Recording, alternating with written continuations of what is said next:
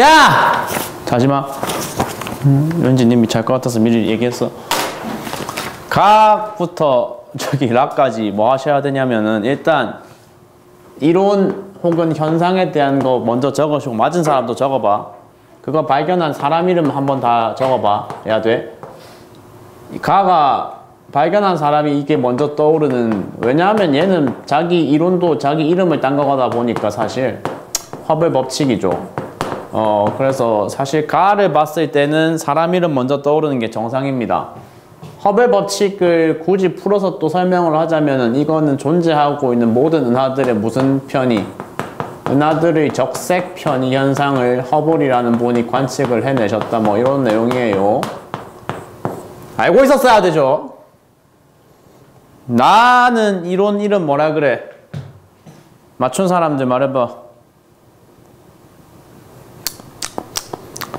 야, 이거 이론 이름 빅뱅이라 그러죠. 빅뱅이라 그러고 사람 이름까지는 모를 것 같은데 사람 이름 아세요 혹시? 세 글자. 가시, 가모프.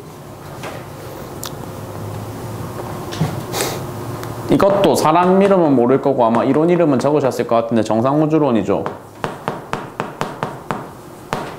고동현 씨, 정상우주론 주장한 사람 이름 알아? 모르면 적으면 돼. 호일이라 그래, 호일. 마지막, 우주 배경 복사를 발견했다. 이거는 뭐 이름 자체는 이미 나와 있으니까 된 거고, 우주 배경 복사 발견한 사람 이름 정승혁 알아? 정승혁? 네. 이거 발견한 사람 이름 2명 나와야 돼. 알아요? 아니요. 적어봐. 벤지어스라는 사람이랑 윌슨이라는 사람입니다. 지금 기억은 이은디가 이제 판단을 해야 되는데 뭐 얘기를 많이 했던 거죠. 이게 토론이 총 몇 차례 있었냐면 2차례가 있었다. 토론이 2차례가 있었고 첫 번째 토론이 누구랑 누구의 토론이었다? 팽창한다는 모델과 정지해 있다는 모델 간의 충돌이었고 여기서 여기가 이겼기 때문에 그게 토론이 조금 계승이 돼가지고 팽창 모델 하에서 그게 빅뱅으로 팽창을 하는지 정상으로 팽창을 하는지 두 개를 가지고 싸웠었고 마지막 승자가 여기였는데 굳이 승리한 그룹을 확실하게 알아줘야 되는 이유는 별게 아니고 각각의 승리에 확실한 기여를 했던 증거물들의 이름까지 물어보기 때문인데 팽창 우주론을 이기게 했던 증거가 허블 법칙이죠. 그리고 두 번째 증거, 빅뱅의 증거는 2개가 나와야 되긴 하는데 더 직접적으로 쓰여진 증거는 저기 나와 있는 대로 우주 배경 복사죠. 그러니까 이런 구조를 봤을 때 기억이 틀렸다는 거지. 기억이 왜 틀렸어? 기억이 허블의 발견은 정상우주론을 부정하는 거하고는 관계가 없었거든. 정상우주론을 부정하는 거는 우주 배경 복사가 한 일이니까 기억 아닌 거죠. 맞죠? 니은. 나의 우주론에서 우주의 질량은 점점 감소하였다. 또 보자마자 틀렸다 했어야 되지 원래. 질량 감소하는 모델은 어디에서도 나온 적이 없었어. 질량은 뭐 하거나 뭐 하거나야. 질량은 여기서 말한 건 질량은 뭐 하거나 뭐 하거나 증가하거나 여기서 질량 말하는 거야. 일정하거나. 마지막 우주 배경 복사의 발견은 그쵸. 나 빅뱅을 지지하는 증거도 확실하게 답 디귿 되는 거지. 3페이지는 다 3번은 다 맞았지. 3번은 다 맞았고 4번? 틀린 사람 한번 봤던 것 같으니까 누군지 기억이 안 나는데 봤던 것 같으니까 같이 풀이할게요. 이것도 저 그림을 보고 어떤 시간대를 떠올리면 되는데 저 그림을 보고 어떤 시간을 떠올리면 돼요? 38만 년이지. 38만 년 때 뭐가 형성된 사건이야 이거? 원자가 형성된 사건이죠. 그러면 여기가 양성자라 그랬고 여기가 중성자라 그랬으니까 A는 양성자 한 개만 똑 떠다니고 있는 원자 핵이고 누구 원자 핵이야? 누구? 수소 원자 핵. B는 누구? 두 개 붙어 있네. 헬륨 원자핵. 그럼 전체적으로 A도 B도 다 전하는 뭐를 띠겠어? 양전하 띠겠어? 음전하 띠겠어? 정기적 중성이겠어? 야! 양전하냐고 음전하냐고 중성이냐고? 양전하라고. 자꾸 저기 이런 식으로 비협조적으로 굴면은 클리닉을 부를 겁니다. 수요일에. 올 수 있어? 다음 주 수요일에 혹시 올 수 있는 사람? 몇 시? 뭐 몇 시야 씨. 다음 주 수요일 무슨 날인지 몰라? 몰라? 아, 크리스마스라고 있잖아. 아 미안하다. 그러니까 양전하 뛴다 맞고 이것도 뭐 당연히 맞는 거고 이때 질량비가 H가 C가 수소고 얘가 헬륨이잖아.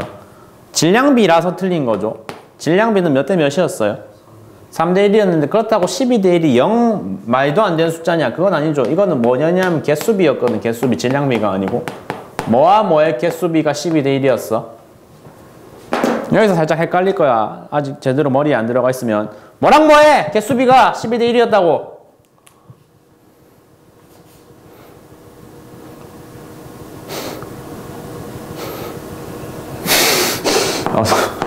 수소 원자핵이랑 헬륨 원자핵의 개수비가 12대 1이었죠. 이거 양성자, 중성자 개수 하시면 안 됩니다. 맞죠? 왜 이렇게 적었지? 수소 원자핵, 헬륨 원자핵 개수비가 12대 1. 양성자, 중성자 개수비는 몇 대 몇이었냐?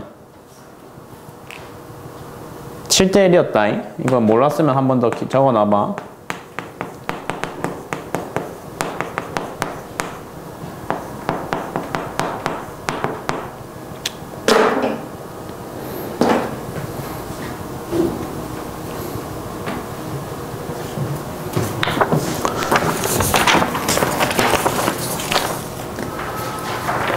(5번) 5번은 2페이지부터 남은 8개는 그냥 다 풀이할게요. 주관식 빼면 뭐 6개밖에 안 되니까.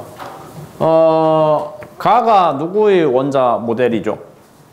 전자 2개 있으니까 헬륨이죠. 얘 전자 1개 있으니까 수소죠. 그러면 가와 나의 원자 핵을 이룬 양성자의 수가 같을 수가 없겠죠. 1을 너무 날려서 적었는데 뭐 헬륨 원자핵의 양성자 개수 몇 개야? 3개야? 4개야? 2개지. 수소 원자핵 몇 개야? 1개지. 그러니까 어차피 기억은 무조건 틀려야 되는 거고. 니은 가와 나가 생성되면서 빛은 직진하기 시작했다. 맞죠? 빛이라는 게 원래 직진을 못하던 이유가 뭔 때문인데? 빛이 직진 못하던 이유는 뭐에 가로막혔어? 전자에 가로막혀서 있었기 때문인데 그 가로막던 전자가 이제 어디에 잡혀 들어갔다? 핵에 잡혀 들어가서 원자를 이뤄주니까 그림을 그러니까 얘가 자유롭게 통행을 할 수 있었다는 거죠. 근데 이제 이런 문제는 조금 우리가 배울 부분이 뭐가 있냐면 또 이런 게 좀 보기 구성이 아주 근사하게 잘 된 케이스거든. 이거 맞추신 분?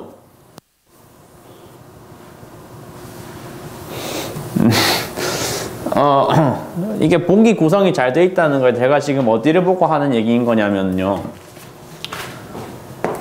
그러니까 빛이 방출이 된 거잖아, 사실. 원래 이제 이론 설명할 때 썼던 표현은 우주 배경 복사라는 게 방출됐다였거든. 원자가 만들어지면서. 직진이라는 단어를 사실 직접적으로 사용을 안 했단 말이죠. 그러니까 약간 그런 좀 언어적인 뭐 응용력 같은 게 살짝 약한 타입 같은 경우에는 충분히 뭐 할 수가 있다. 저거 보고 저게 뭔가 싶을 수가 있단 말이야. 이제 그래서 조금 그런 언어적 센스가 부족한 경우에는 이게 확실히 맞는 보기라기보다는 좀 세모에 해당하는 애매한 보기로 취급이 되긴 될 거란 말이죠. 예? 실제로 그렇게 고민을 해서 좀 머뭇거린 사람도 있었을 것 같긴 한데 좋은 보기인 이유는 뭐 때문이냐면 저번에도 말했지만 꼼수도 꼼수 나름이라 그랬어. 박스형 문제는 최대한 우리가 누릴 수 있는 메리트를 최대한 다 누려봐야 돼. 어떤 거? 기억을 자른다는 이유로, 기억이 틀렸다는 이유로 그냥 굳이 검토 많이 안 해도 알아서 잘리는 보기들이 있잖아. 그런 거는 한번 먼저 지워보고 나머지 보기들을 읽겠다 뭐 이런 식으로 접근을 하는 게 좋단 말이야. 그러면 내가 니은을 확실하게 모르는 상태다 하더라도 도움을 받을 수 있죠. 니은이 굳이 그렇게 이게 저게 정답을 가르는 보기가 아니라는 거죠. 그렇죠? 실제 시험이었다면 그렇게 푸는 게 당연히 베스트인 거고 지금은 아 그러면 표현적으로 직진이라는 표현도 얼마든지 허용이 되는 거구나라고 너희가 이제 새롭게 알면 되는 거야. 마지막 이게 두 입자의 결합은 생성된 우주의 온도가 낮아졌기 때문이다. 맞고 그때 온도까지 얘기해야 되지. 정승혁 온도 몇 도야 이때?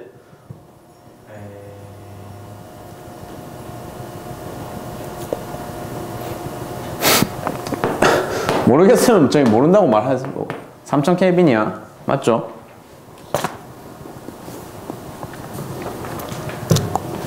그래서 답 4번. 6번. 과거의 우주와 비교해서 현재의 우주는 어떻게 된 상태래요? 팽창을 했죠. 팽창을 했으면 팽창된 결과로 그 공간의 온도가 낮아져야 돼, 높아져야 돼? 낮아져야 되죠. 높아지는 경우는 없었잖아, 한 번도. 무조건 낮아져야 되잖아. 낮아졌으니까 38만 년 아까 문제에서도 쓰였던 소재네요. 온도 몇 도? 3000 켈빈. 지금 몇 도?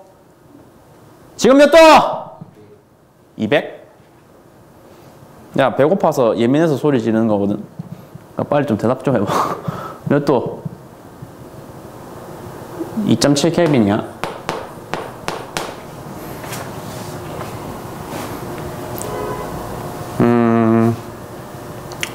2.7 켈빈이고 지금 보고 계신 저런 걸 우주 배경 복사라고 하잖아요. 근데 봐봐요. 그러니까 우주 배경 복사도 직접적으로 눈에 보이는 건 아니지만 어쨌거나 빛이란 말이야, 빛. 빛이다 보니까 우리가 뭐에 대해서 얘기를 당연히 해야 되냐면은 파장에 대해서 얘기를 해야 되거든. 네? 파장. 파장이 온도가 낮아지면 그 공간을 지나가는 빛의 파장은 길어져야 돼요, 짧아져야 돼요?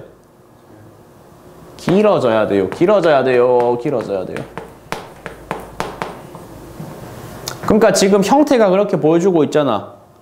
파동의 형태가 어떻게 됐어? 파장이라는 게 빛의 어느 방향 길이야? 세로 길이야? 가로 방향 길이야?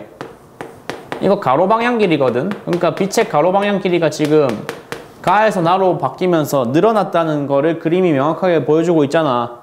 그렇죠. 그러니까 이게 이제 맞는 얘기라는 거고, 디귿은 이제 슬슬 지루한 표현인데 그냥 맞죠, 디귿은? 디귿은 문제없지. 아마 조금 이거에서 틀렸거나 그랬다면 기억이 문제가 됐을 건데, 우리 은하의 중심 방향에서 강하게 관측되느냐, 이거 아까 우주 배경 복사 발견한 사람 이름 페어로 2명으로 알아놓으라 해서 누구랑 누구? 펜지어스랑 윌슨이라는 분이었는데, 이분들이 실제로 무슨 사람들이었냐면 전파 연구하는 전파 엔지니어들이었거든요. 전파 엔지니어들이 이러한 형태의 과거 한 60년대, 70년대 썼던 아주 구형의 대형 안테나를 가지고 전파를 연구를 하던 도중에 이쪽 방향에서 이런 노이즈가 생겼다라는 걸 발견을 했어. 전파 엔지니어니까 당연히 저런 노이즈가 되게 귀찮겠지. 없애야 될 존재겠지. 봐봐. 예? 그러니까 야, 이거 방향이 문제인가 보다 싶어서 어떻게 했다고? 돌렸다고. 그럼 접시를 돌리면은 이렇게 이제 뒤집혔을 거 아니야. 돌려서 봤더니 그러면 정상적인 경우면 이게 없어져야 되잖아. 근데 또 있었다는 거야. 그래가지고 이 방향도 아닌가벼 해가지고 총 몇 바퀴를 돌려봤다.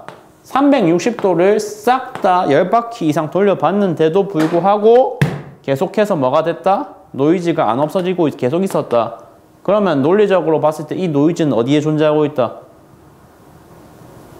이 노이즈는 모든 방향에 다 존재하고 있다고 우리가 결론을 내려야 된다는 거고, 그렇기 때문에 저런 표현 자체가 불가능하다고요. 중심 방향에서 어디에서 가장 강하게 관측된다는 표현 자체가 불가능하다고. 중심 방향이라서 틀린 게 아니야. 그냥 모든 장소에서 모든 방향에서 다 똑같이 관측돼야 돼. 뭐는? 우주 배경 복사는 할 말 있어.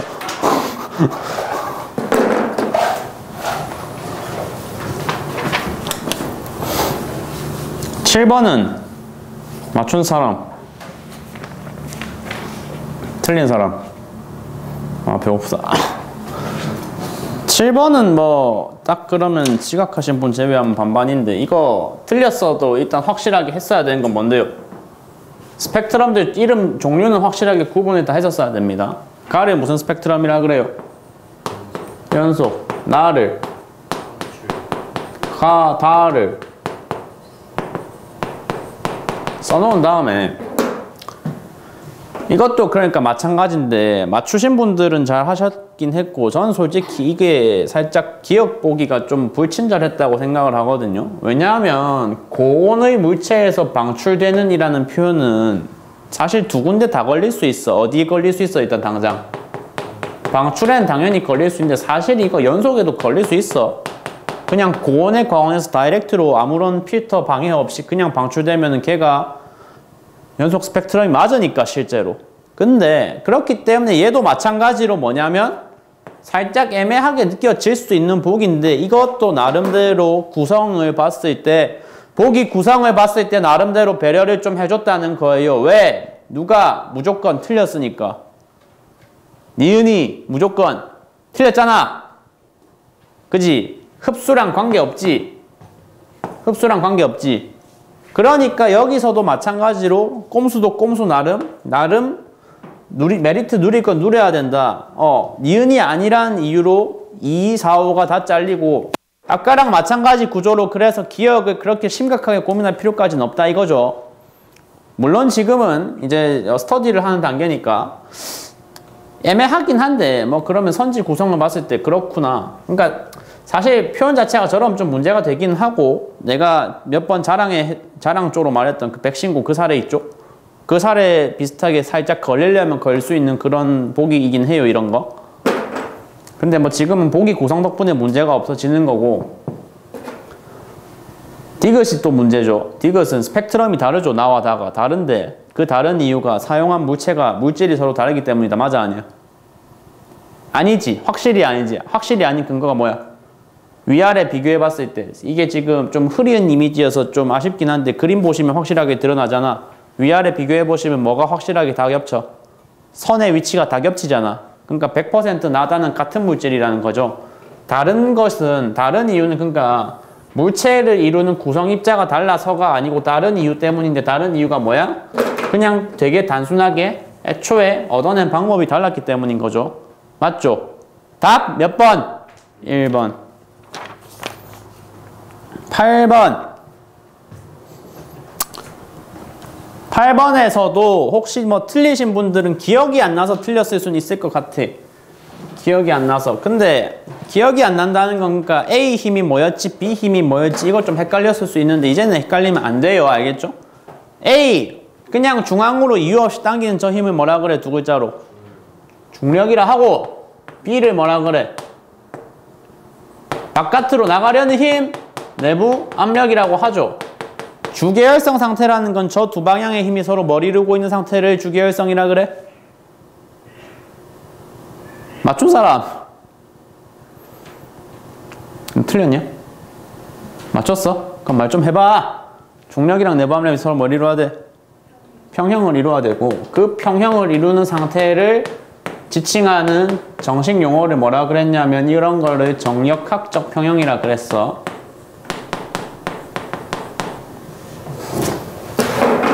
맞는 얘기고 주계열성이니까 중력 온도가 1000만 켈빈이다 당연히 맞아야 되고 틀리신 분들은 아마 저기 디귿 보기에서 좀 헷갈렸을 것 같아요. 팽창하고 있다.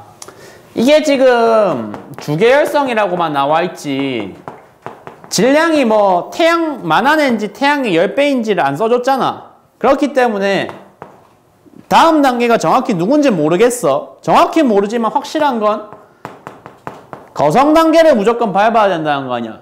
그쵸? 질량이 크면 초고성일 것이고 작으면은 적색 거성이겠지.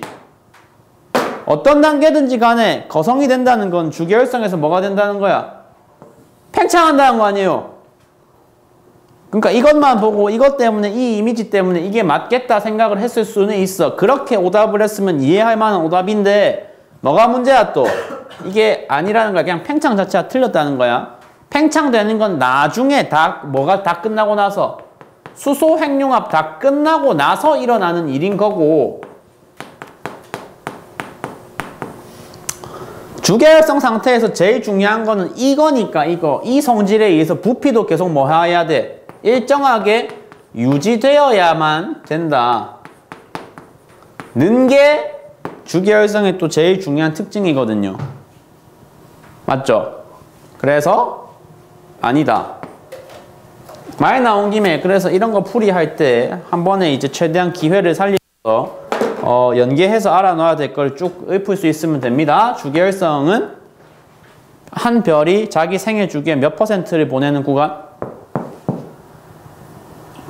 90%를 보내는 구간. 가장 길게 지나가는 구간.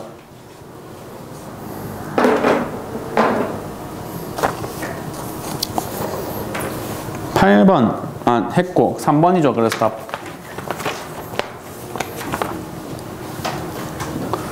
9번.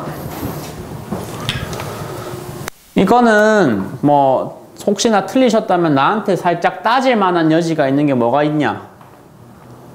이거 이제 초거성이잖아. 질량이 태양 10배 이상인 별들이라고. 그러면 위에서부터 지금 단계가 수소 밟았고 수소 다음에 헬륨, 헬륨 다음에 탄소, 산소, 그 다음에 근데 뭐야 이건? 아 그림이 다르네. 아 죄송합니다. 다른 문제랑 착각했어. 그럼 그냥 9번 풀이 할게요. 일단 질량이 태양 정도가 아니고 태양의 몇 배 이상? 10배 아니고 중심부에서 철이 핵융합 할 수 있어 없어? 없죠. 핵융합의 한계선이 딱 어디까지? 철까지. 근데 무슨 핵융합이다라고 이름을 만약에 물어본다면은 철을 만들어낸 핵융합은 무슨 핵융합이라고? 규소 핵융합이랬어. 그래서 규소 핵융합이라고 이름을 붙이고 SI가 FE로 바뀐다 이렇게 써주시면 돼. 여기가 한계선. 그러니까 답은 싱겁게 2번으로 나오고 마지막 지점에 가서 얘네는 어떻게 된다? 폭발한다. 초신성 형태로. 맞지?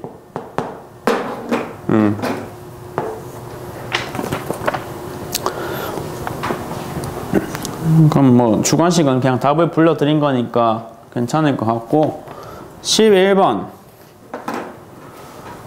여기서도 혹시 뭐 틀리신 분들은 혹시 이게 고민이 되셨다. 디귿 같은 게 만약에 고민이 되셨다. 앞으로 고민하지 말고 그냥 사실인 명제로 받아들이시면 돼요. 팩트야, 팩트. 그냥 팩트야. 그냥 팩트고. 원시 태양의 온도가 상승을 해가지고 몇 도를 찍어야지 비로소 수소 핵융합이라는 걸 할 수 있어? 수소 핵융합 할 수 있는 요구되는 최저치 온도 얼마? 1000만 켈빈.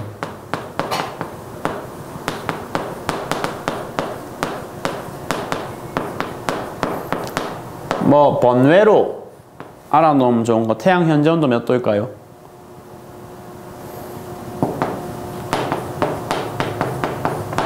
(1500만) 켈빈입니다. 몰랐으면 적어놓기.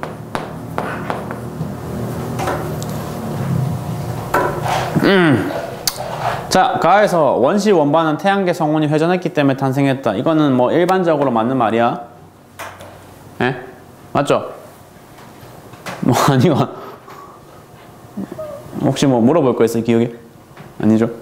니은 나에서 원시 태양에 가까운 무형성체일수록 구성물질의 녹는 점이 낮았다. 가까울수록 녹는 점이 낮아야 되는 게 아니고 뭐 해야 돼? 높아야 되는데 이거는 잠깐 부연 설명을 좀 할게. 부연 설명할 게 뭐가 있냐면 이 녹는 점이라는 온도 포인트는 뭐가 뭘로 바뀌는 지점이냐. 니네가 상식적인 건 아니긴 하고 알고 있어야 되는 건데 녹는 점을 딱 뚫으면 어떤 물체가 어디의 상태에서 어떤 상태로 바뀌어요? 고체 상태에서 어디로 바뀌어요? 액체로 바뀌죠. 그러면 두 물질을 비교한다. A랑 B를 비교할 때 우리가 보통 생각하는 상온이라고 하는 온도선이 여기쯤 있어. 그러면 A 녹는 점은 상온보다 아래에 있고 B 녹는 점이 상온보다 위에 있다고 쳐볼게요. 그러면 A는 이 사람 눈에 어떻게 보일까요? 이 사람 눈에. 이 사람은 지금 상온에서 살고 있으니까 이 사람 눈에는 A가 액체로 보이겠죠. 그러면 B는 아직 자기 녹는 점을 통과를 못했잖아. 그러니까 어떤 상태? 아직 유지해야 돼. 여기를 통과해야 고체에서 액체로 된다니까. 근데 지금 뭘로 보일 건데? 녹는 점 아직 통과 못했으니까 상온에서는 고체로 보이겠죠. 그러니까 녹는 점이 높다, 녹는 점 높다라고 하는 표현에 약간 유사한 표현으로 니네가 알아놓으면 좋은 거는 그 물질이 일반적으로 관측되는 게 고체 상태라는 거다, 액체 상태라는 거다, 기체 상태라는 거다. 김유정! 고체, 액체, 기체. 야, 그냥 말해봐. 고체, 액체, 기체 중에 뭐라고? 이 사람 눈에 지금 이게 뭐로 보이는데 녹는 점 통과 못한 물질이? 고체로 보이잖아. 고체로 보이지? 고체로 보이니까 녹는 점 높다의 유사어는 뭐다? 그 물질이 일반적으로 어떻게 보인다? 고체로 보인다. 고체로 관찰이 된다. 그래서 녹는 점 높았다. 답이 3번이 되면 된다는 거죠. 그러니까 이게 한 번 더 이제 가면 고체로 보인다가 앞쪽에 있는 행성 4개를 수금지화라고 하잖아. 수금지화는 단 하나의 예외도 없이 전부 다 어떤 타입의 행성이야? 기체 타입이야? 아니면 암석 타입이야?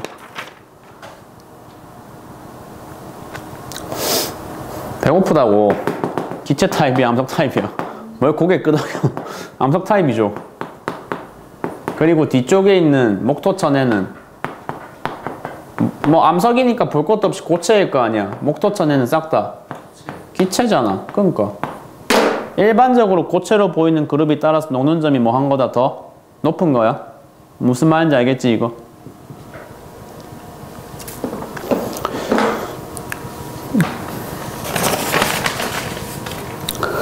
이때 뒤로 날아간 목토천에 그러니까 뒤쪽에 기체형 타입 행성들의 주성분까지만 쓰고 테스트는 여기서 정리를 할게요. 4개 나와야 돼요. 4개. 한 개씩 말해봐. 제일 앞에서부터. 목토천의 주성분.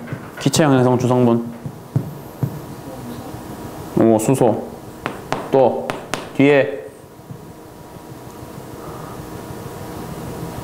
야, 느낌적으로 수소 나오면 왠지 헬륨도 나와야 될 것 같지 않냐? 그지? 나머지 2개가 조금 그렇긴 한데 질소는 왜 나와?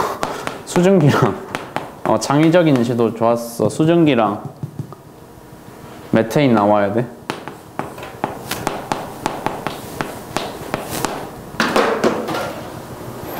혹시 나 메테인 화학식 뭔지 모른다.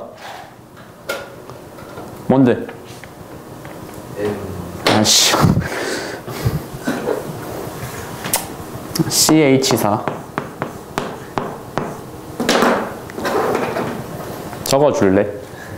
혹시 나 수증기 화학식 뭔지 모른다. 에?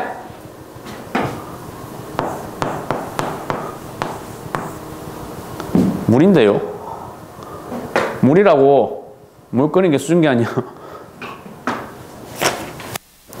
아, 피곤하다.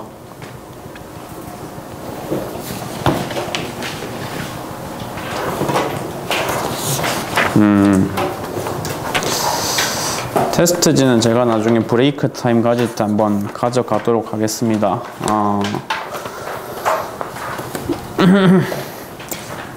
책을요 144쪽으로 한번 펴봐봐요.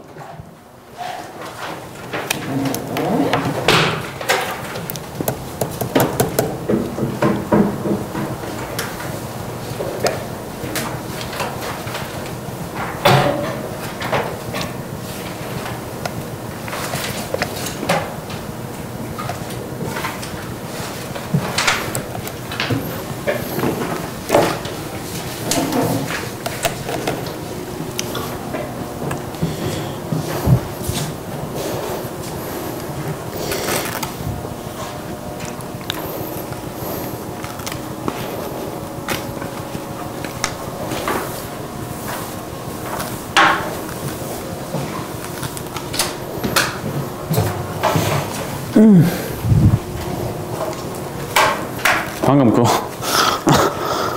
지우개 날아간 거 보고 웃은 거야?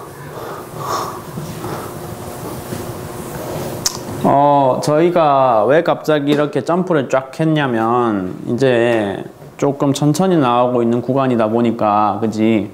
일단 공식적으로 지금 종료된 게 어디냐면 우주화학 제일 앞단계 제일 중요한 2단원이 끝났고요.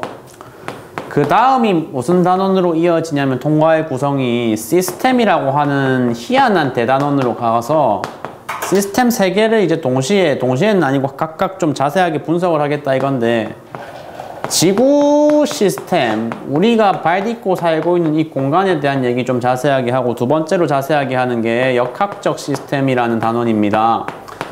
당연히 애들이 제일 어려워하는 게 역학적 시스템일 거 아니야. 그래서 여기가 되게 좀 2주 정도 소진을 해서 중요하게 다뤄야 될 단원이고, 세 번째가 뭐냐면 생명 시스템인데, 1학기 범위 전체로 따져봤을 때 우리가 모든 단원을 다 똑같은 비중으로 할 수가 없고요. 당연히 어느 정도 우선순위를 따져가지고 자를 걸 자르면서 해야 될 거 아니야, 그지?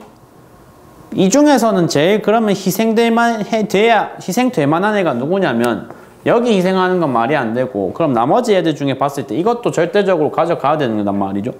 그럼 선택을 이거를 갈까를 선택을 해야 되는데, 버려지는 게 결과적으로 어디냐면은 여기라는 겁니다. 솔직히 안 어렵기 때문에 그래요. 안 어렵기 때문에. 예? 어렵지가 않고 임박 시험 기간 들어가가지고 그때 처음 해서 그냥 문제풀이만 쭉 연습하고 외울 거 외우기만 하면은 충분히 커버가 되는 반면에, 생명 시스템 쪽이 좀 분량도 그렇고 분량 포함해서 조금 더 구조적으로 어려운 부분들이 확실히 있어서, 우리는 일단 1학기 범위를 마무리하는 거를 남은 애들 중에서 여기를 먼저 타겟으로 하고, 여기 다 조진 다음에 그 다음에 일로 갑니다. 여기가 이제 메인이 돼야 되니까. 그 다음에 2학기 범위, 제가 한번 하려다가 시도했다가 실패했던 그 산화환원 있죠. 산화환원이랑 중화반응을 다시 해야 돼요. 그때도 좀 많이 어려워요. 산화환원이. 근데 뭐 처음에 하려고 했던 것보다는 훨씬 더 천천히 할 거니까 잘 그때 따라와 주시면 될 것 같고,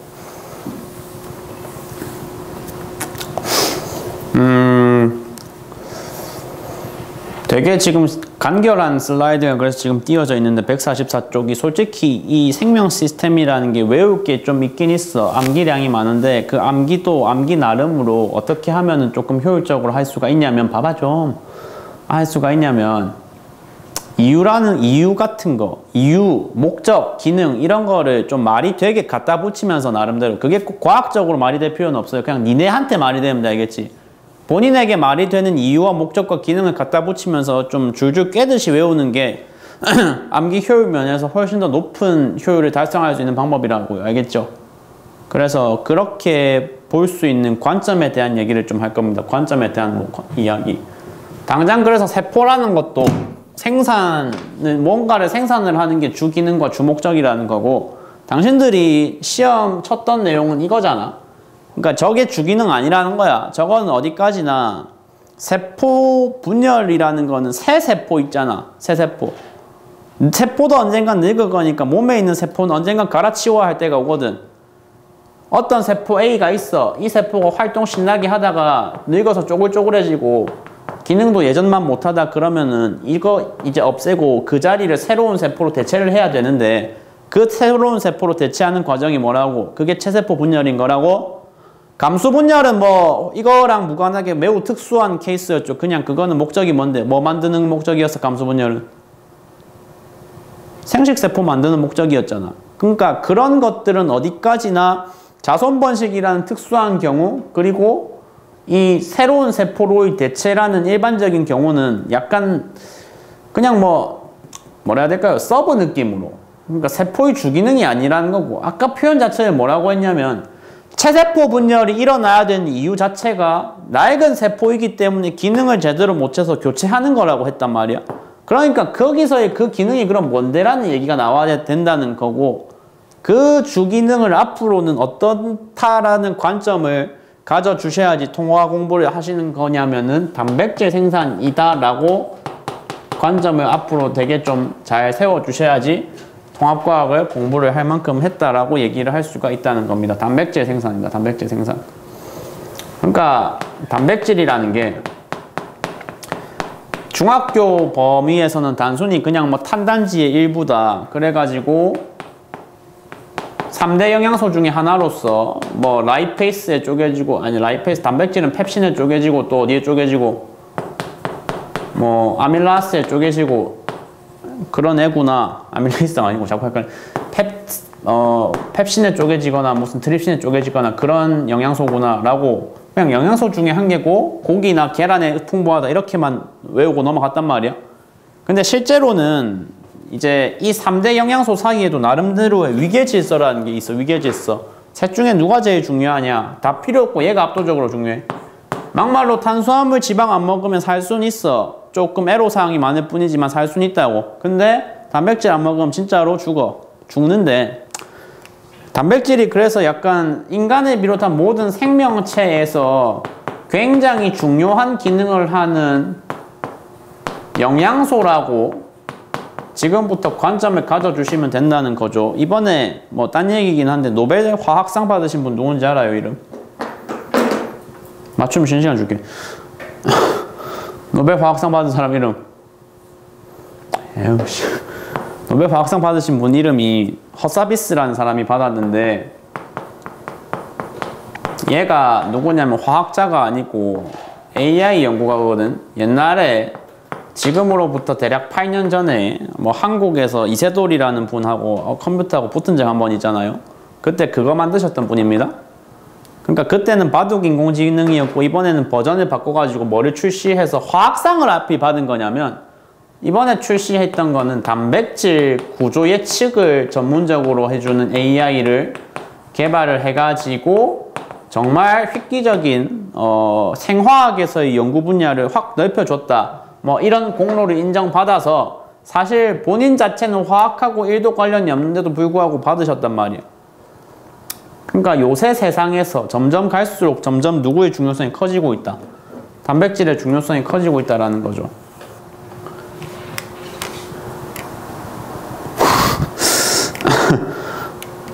단백질. 그래서 그 중요한 단백질을 세포가 어떤 과정을 거쳐서 만들어줄까에 대해서 우리가 얘기를 간단하게 해보겠습니다. 약간 뭐 비유적인 표현 이런 건 내가 좋아하니까 이것도 그냥 근데 이 비유는 나만 쓰는 게 아니고 오만때만데 다 쓰는 비유인데 지금 얘기했다시피 세포의 주기능은 이제는 관점을 어떻게 잡자고? 세포의 주기능은 존재 목적은 뭐를 생산하기 위해서?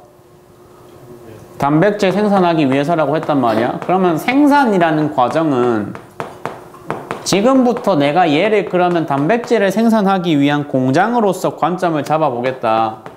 공장에서 뭔가 필요에 의해서 생산품을 찍어내고 있는 과정이라고 생각을 한다 그러면은 너희가 난 공장이 어떻게 돌아가는지 당연히 모르죠. 모르겠죠. 그래 모를 건데 모르니까 일단 알려줄게. 참고로 제가 이제 전공이 기계공학이다 보니까 어느 정도는 여기를 생명 시스템과 무관하게 어느 정도는 알거든요.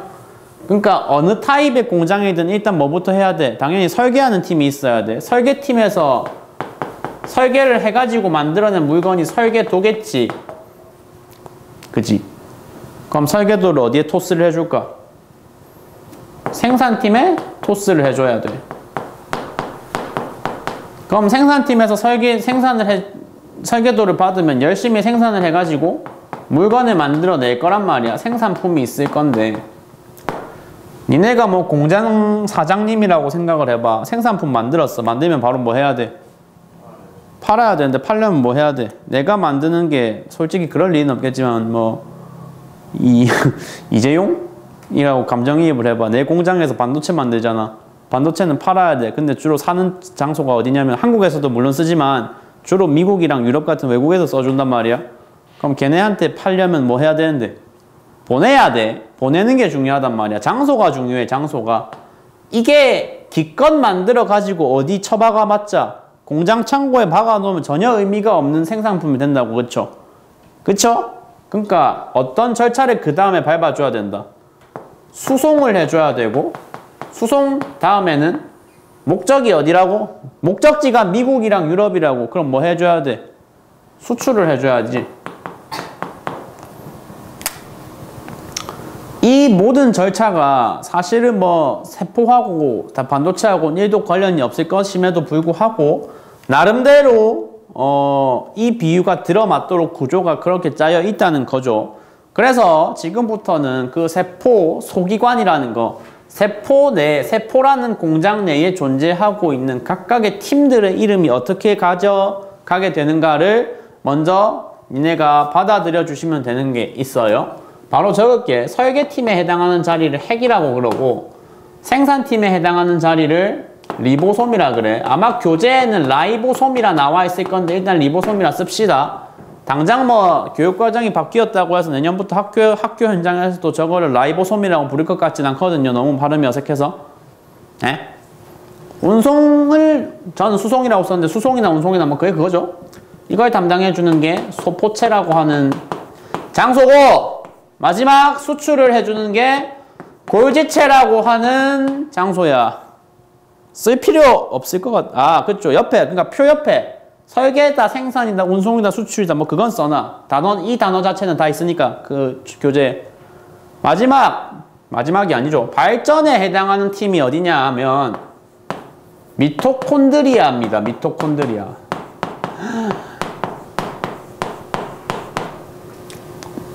더하기 염록체입니다.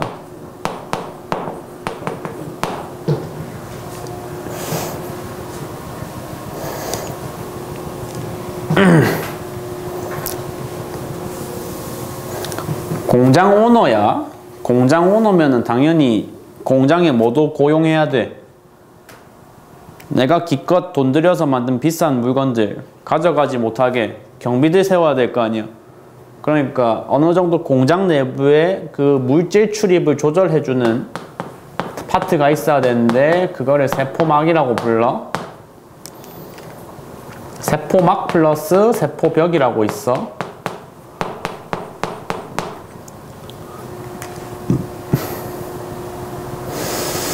그리고 마지막으로 뭐 분리수거장 물음표 달아놨잖아요.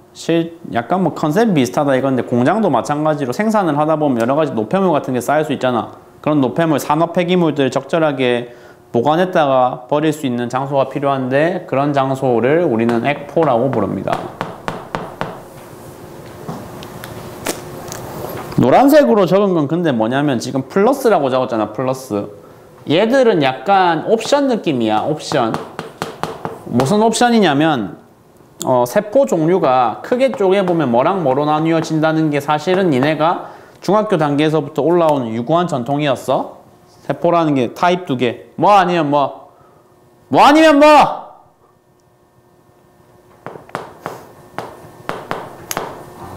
동물세포. 뭔 생각하고 있었는지.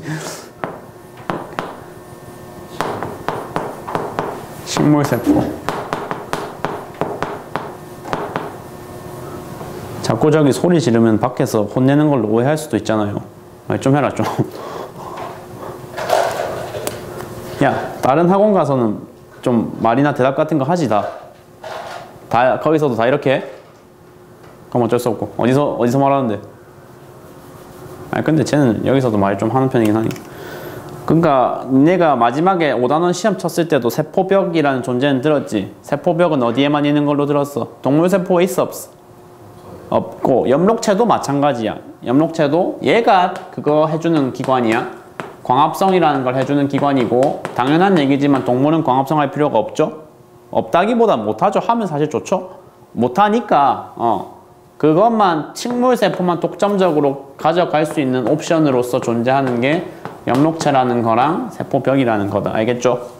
저 기본 로직을 가지고 그 뒤에 내용들을 한번 자세하게 얘기를 해보겠습니다. 잠깐 쉬죠.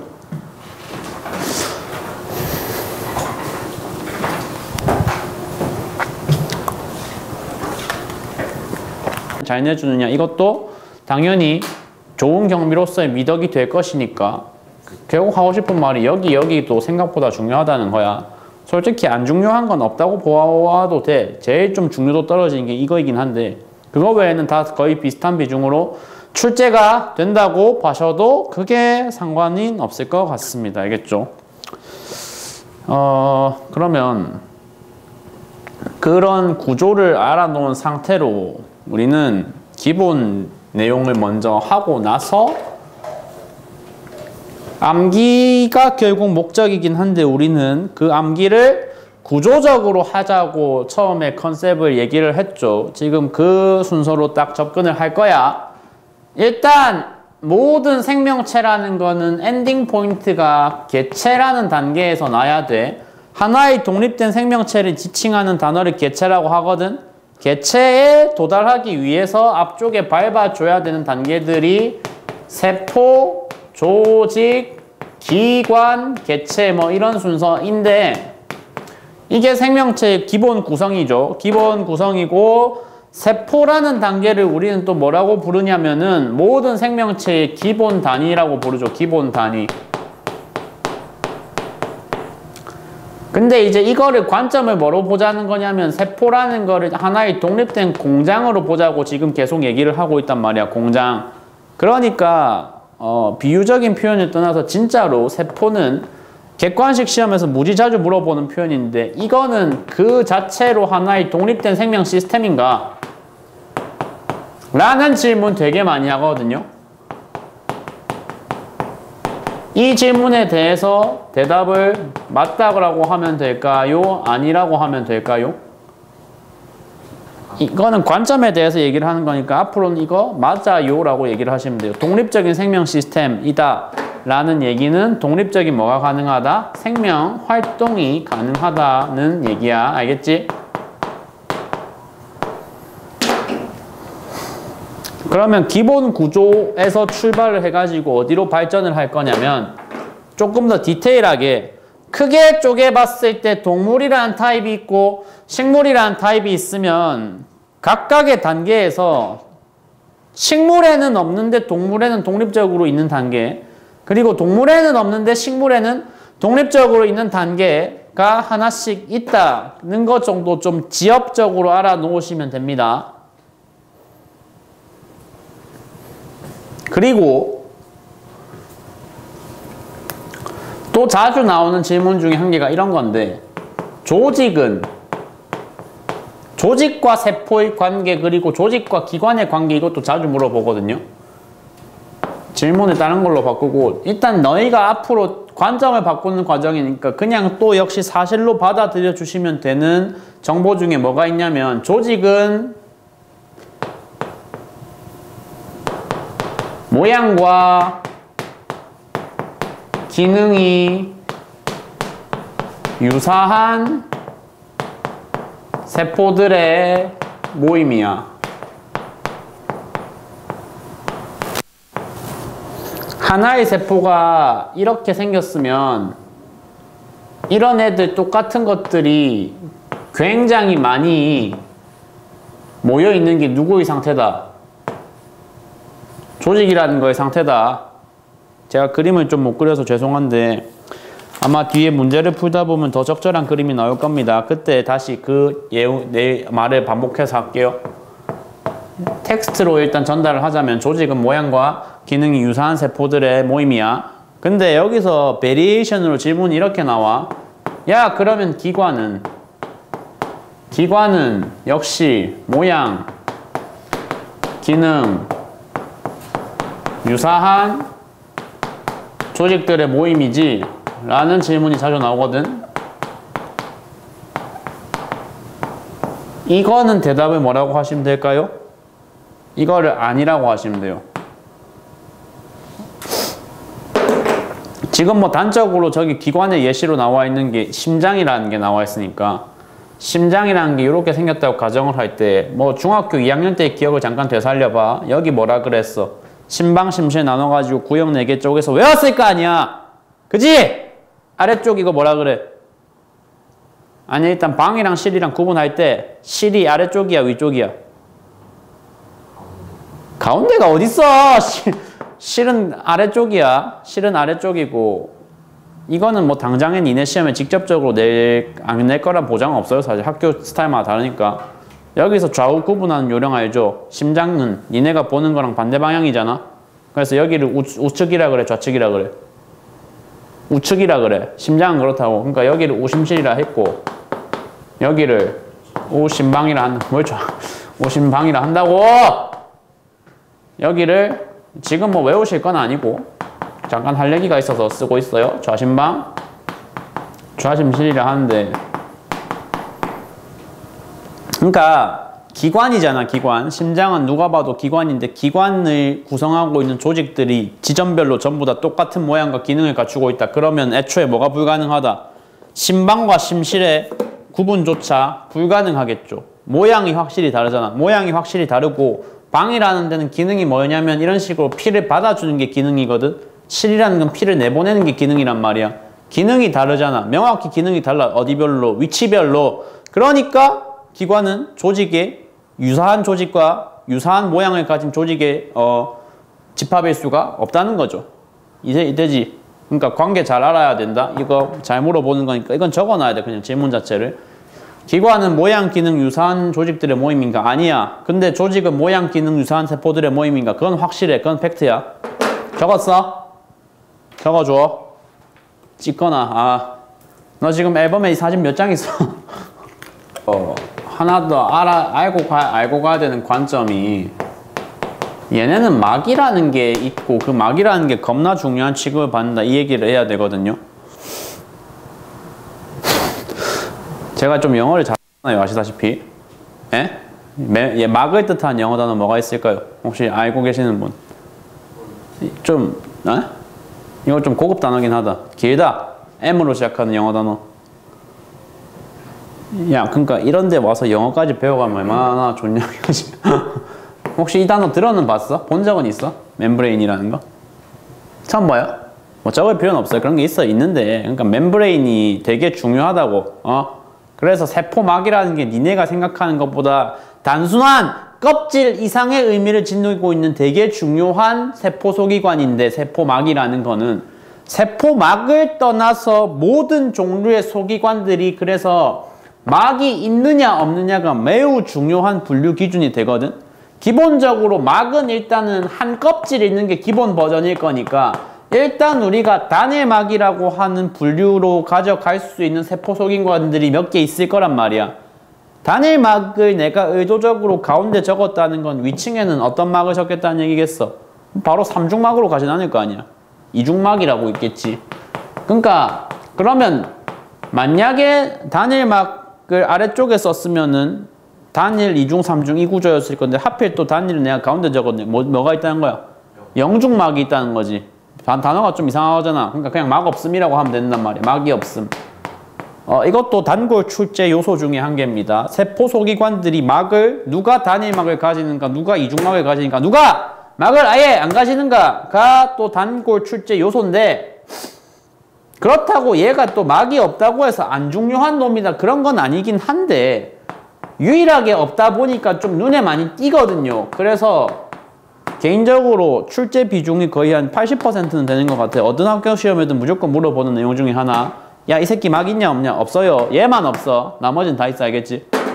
그럼 나머지 있는 애들은 몇 종류로 가지고 있는지까지 체크를 할게. 일단 단일막을 가지고 있는 거는 3개 나와야 돼. 소포체, 골지체, 마지막으로 액포.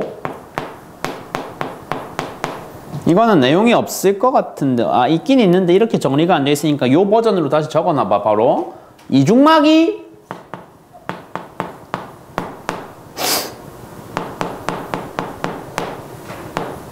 교재에 마이토콘드리아라고 표현되어 있는 그거.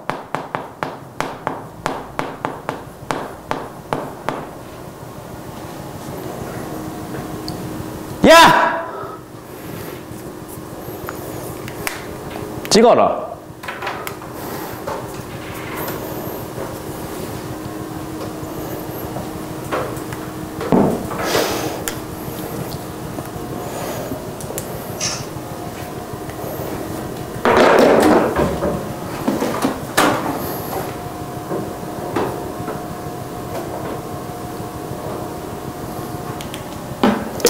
자, 그러면 이러한 기본 지식을 가지고 다시 소기관으로 가볼게요.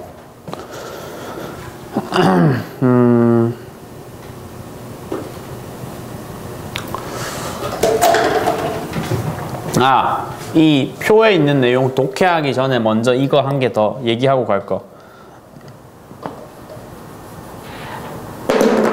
봐봐. 결과적으로는 막 중에 막은 세포막이죠. 이 모든 소기관을 한 큐에 하나의 구조물을 다 담고 있는 주머니가 막일 거니까 세포막이 가장 큰 단위일 건데 좀 이따 할 내용인데, 그러니까 경비도 은근히 중요하단 말이야. 경비가 지금 절대 안 중요한 게 아니거든. 경비팀이 절대 안 중요한 게 아니기 때문에 우리는 뭐를 알아야 되냐면 그 경비팀의 구성 성분을 알아야 된다고. 경비팀의 구성 성분은 나중에 나올 용어인데 인지질이라 그래. 인지질. 적진만 어차피 나중에 할 거니까 그 근데 뭐 어차피 적어야 되구나. 이 인지질 성분이 주로 세포막의 주성분인데 저 성질, 그러니까 인지질을 주성분으로 하는 막을 가지고 있다는 성질이 어디에도 다 적용이 되냐면 여기도 다 적용이 돼요. 이거는 진짜 지엽적인 내용이긴 한데 간혹가다 물어보는 학교를 봤기 때문에 안 적을 수가 없어. 이중막 단위막을 가지고 있는데 세포 소기관들이 종류별로 어떤 종류든지 다 막을 가지고만 있으면 그 막의 종류는 하나도 안 빼놓고 다 인지질이 주성분이다라는 내용입니다. 그러면 이제 약간 중요도가 점점 전파가 되고 있는 거지. 중요성이라는 게 소기관이 중요하다 그랬고 그 소기관을 다 담고 있는 주머니가 중요하다 그랬고 그 주머니의 주성분이 인지질이니까 결과적으로 여기가 중요하다는 내용으로 옮겨가야 된다는 거죠. 인지질이 중요하다. 그쵸? 인지질이 어떻게 중요한지를 좀 이따 얘기를 하도록 할게요. 자, 그러면 이 표는 이제 독해할 때 어떻게 하면 되냐면 그냥 아까 봐줬던 구조 있죠? 설계팀, 그 생산팀. 그 구조에다 그냥 다 넣어주면 돼. 설계 담당, 여기가 생산 담당, 여기가 수송 담당, 운송 담당, 여기가 저는 뭐 애초에 비유 자체를 공장이라고 했다 보니까 뭐 적혀 있는 거 이미 적혀 있으니까 그냥 읽으면 되지. 수출이라고 하긴 했는데 수출하려면 뭐 어차피 꽁꽁 싸매야 된다. 뭐 규격에 맞게 포장을 해야 되니까 규격에 맞게 포장을 한다. 그래서 포장 담당, 여기가 에너지 발전 담당, 여기는 식물에서 추가된 옵션의 에너지 담당, 그리고 세포막은 그냥 있는 거고 세포벽은 원래 알고 계셨어야 되는 거. 식물 세포에만 있고 형태는 두껍고 단단하다. 그 밑에 이 내용 너희 책에 없으면 바로 적어놔. 주성분이 셀룰로스다. 셀룰로스는 참고로 또 어떤 종류의 영양소이냐면 이게 다당류입니다. 다당류. 다당류는 단백질일까요? 지방일까요? 탄수화물이죠. 당이라잖아. 당. 뭐? 그래, 포도당 같은 거. 그럼 포도당은 지방이야? 아니면 단백질이야? 그렇지. 쭉 읽어보시면 이제 상식적으로 아셔야 되는 거는 봐봐. 염록체는 광합성을 하는 장소다. 이게 지금 너희들 이미 머리에는 이제 상식으로 들어있어야 되는 내용이거든.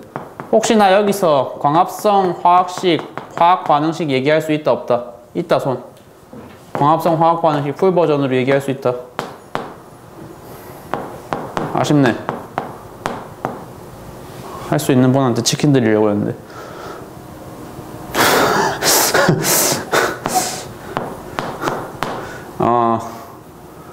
광합성이라는 거는요, 물이랑 뭐를 재료로, CO2를 재료로 해서 뭘 만들어내는 과정이다? 포도당을 만들어내는 과정인데 혹시 포도당 화학식은 알아요? 포도당 화학식은 이렇게 생겼어. 여기에 산소가 부산물로 나오는 과정인데 자주 나오는 질문, 야 이렇게 Q로 적어 드리는 게 약간 실질적으로 니네 점수에 영향을 미치는 내용들이니까 이런 걸 좀 중요시해서 보셔야 돼. 알겠죠? 야 그러면 이 광합성이라는 절차는 에너지를 직접 생산하는 거냐? 라는 질문도 자주 물어보는데 이거 맞는 말 같니? 틀린 말 같니? 고동현, 맞는 말인 것 같네? 틀린 것 같니? 아니야. 왜 아니냐? 이게 직접적인 에너지가 맞아, 아니야? 이게 직접적인 에너지가 아니야. 그러니까 생각을 해봐. 왜 식물세포만 이게 필요할까? 식물세포는 포도당을 직접 흡수할 방법이 있다는 거야, 없다는 거야? 포도당 직접 흡수라는 게 뭔데? 별거 아니고 그냥 밥 먹는 거야, 밥. 사람으로 따지면 밥이고 동물들로 따지면 그냥 뭘 먹는 거라고. 초식 동물들은 풀을 먹고 육식 동물은 고기를 뜯는 그거. 그 과정을 통해서 나보다 낮은 단계에 있는 동물이 보유하고 있는 에너지들을 탄수화물을 흡수하는 게 포도당을 얻는 방법인 거거든. 식물은 식충식물 같은 특이 케이스 제외하고 일반적인 식물들은 그런 거 없잖아. 그러면 걔네는 포도당을 직접 흡수할 방법은 없지. 흡수를 못하니까 뭐 해야 된다는 거야? 만드는 거야. 그쵸? 그래서 광합성을 해야 된다고. 우리는 광합성을 못하기도 하지만 할 필요가 굳이 없는 거고. 그러면 이렇게 만들어낸 포도당이라는 걸 어디로 토스를 해줘야 된다 이제. 미토콘드리아로 토스를 해주면 그 장소에서 일어나는 절차를 우리가 뭐라 그런다? 세포호흡이라고 하고, 세포호흡을 통해서 만들어내는 게 비로소 우리가 에너지를 만들어낸다는 거야. 아마 적어줬는데 지금 까먹었을 것 같아서 다시 적습니다. 세포호흡의 반응식은 진짜 별거 아니고 그냥 광합성 뒤로 돌리면 돼요. 광합성 뒤로 돌리면 이렇게 될 거고, 결과적으로 이때 이 물 그리고 이산화탄소와 함께 방출되는 게 뭐라고? 이게 바로 에너지라고! 에너지라고! 에너지인데 그 에너지의 이름을 뭐라고 부른다? 우리는 ATP라고 부른다.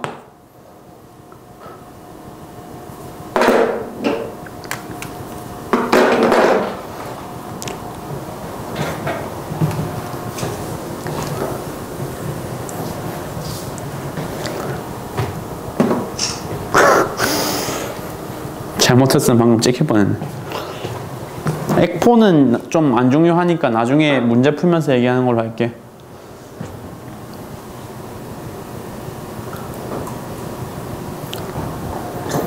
자, 그래서 소기관에 대한 간략한 얘기 끝냈고, 그래서 이제는 어디로 간다? 소기관 중에서 경비를 담당하는 파트에 대해서 좀 자세하게 먼저 알아볼 겁니다. 여기가 중요하니까 알아본다고 했죠. 근데 뭐 다만 여기가 그렇다고 최고로 중요 그것까지는 또 아닙니다. 에? 최고로 중요는 아니고 그냥 뭔데? 그죠? 순서상 이렇게 가는 게 자연스러우니까 여기를 먼저 본다 뭐 이런 느낌인 것 뿐이야.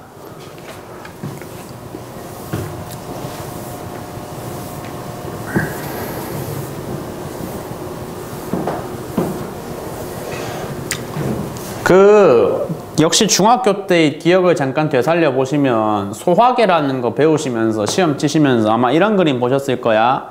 헤드 1개에 다리 3개 달려있는 그림. 이거를 그때 소화계 배울 때 아마 지방이라고 했을 거고, 지방이라는 게 소화관을 쭉 거쳐가면서 라이페이스라는 효소에 얻어맞는 구간이 있었어요. 혹시 아세요? 기억나요? 라이페이스에 얻어맞은 결과로 얘가 소장에서 최종 소화산물로 바뀌면은 헤드 1개, 다리 1개 남아있고 다리 2개 떠있는 요 상태로 바뀌었거든. 저기서 헤드 1개, 다리 1개 남아있는 뭐 이거 먼저 써드리자면 이걸 지방산이라 그랬고, 헤드 1개, 다리 1개 남아있는 이거를 모노글리세리드라 그랬어. 이거는 지금 당장 외우실 필요는 없어. 근데 이런 관점은 한번 가져보실 필요가 있어. 그러니까 다리 3개짜리도 이름을 배웠고 다리 1개짜리도 이름을 배웠으면 논리적으로 뭐에도 관심을 가져야 맞다는 거야.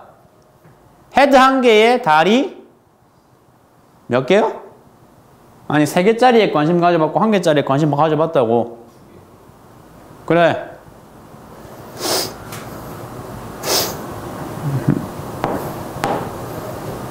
이거를 그래서 처음으로 너희가 이름을 듣게 되는 건데 이거를 인지질이라 그래.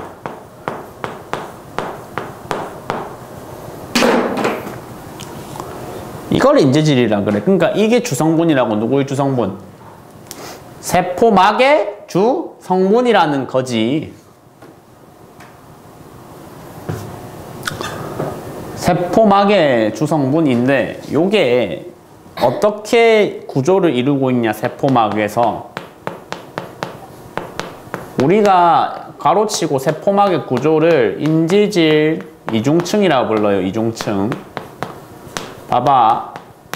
결국 다리를 지방산이라고 했으니까 인지질에서도 이 다리 부분을 지방산이라고 지칭하면 된다는 거는 역시 그대로 내려오는 성질일 거란 말이야! 맞죠? 아, 힘들어서 못 지르겠다. 지방산. 지방산은 그러면 물이랑 친하겠냐? 기름이랑 친하겠냐? 기름이랑 친하다는 건 거꾸로 말하면 물이랑은 안 친하다는 거겠죠. 물이랑 안 친하다를 일반화한 표현이 뭐냐면 소수성이라고 합니다. 소수성. 그래서 문제는 지금 우리가 보고 있는 거는 생명체의 몸속이거든. 세포라는 건 당연히 생명체 몸 안에 존재를 해야 되는 거 아니야, 맞지? 생명체 몸 안에 존재를 해야 되니까 기본적으로 이 장소는 물의 비중이 몇 %야? 70%가 물이니까 그냥 5만 대만 대가 다 물일 수밖에 없잖아. 그럼 세포막이라는 게 이렇게 있을 때 여기도 물이 있고 여기도 물이 있다는 거죠. 내가 지금 그린 게 뭐냐면 세포의 안과 밖을 그린 거거든. 기본적으로 세포는 안도 물천지 밖도 물천지일 수밖에 없는 거지. 그러니까 그지? 그러면 소수성 물하고 안 친하다고 하는 저 다리 부분은 물과 닿으면 된다 안 된다? 된다 안 된다? 안 된다고. 안 되니까 지네가 닿기 싫으니까 어떻게 해야 돼? 지네가 닿기 싫으니까 다른 애들이 내세워야 되는데 그 내세우는 부분이 어디다? 야, 넌 물하고 별로 뭐 원수진 거 없지? 그렇게 채택돼서 위쪽을 바라보게 되는 부분이 헤드 부분이고 헤드 부분을 그래서 소수성 반대말 친수성이라고 부른다는 겁니다. 알겠죠? 그래서 이중층의 구조는 이렇게 생겼어. 헤드가 전부 다 어디를 보고 있다? 바깥을 보고 있다, 안을 보고 있다. 바깥을 보고 있다, 안을 보고 있다. 바깥을 보고 있고, 그래서 다리가 다 어디 보고 있다? 안을 보고 있어야 된다고. 알겠죠?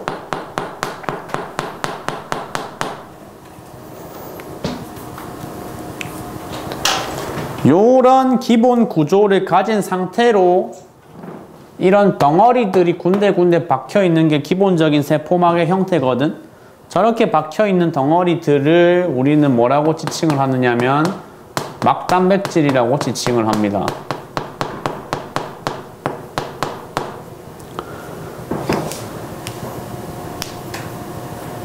기본적으로 성질이 단단할까요? 물렁물렁할까요? 물렁물렁하죠? 물렁물렁하죠. 앞 단원에서 뭐 물렁물렁하다, 마그마 바다가 물렁물렁하다, 뜨거운 푸딩 생각하면 된다. 그러니까 걔네는 유동성이 있다고 했잖아. 비슷한 거야. 여기 또 뭐가 있어야 돼? 유동성이 있어야 돼. 왜 단어가 끊겨 있어? 보기 싫게. 그래서 단백질의 위치가 고정되어 있지 않고 바뀐다.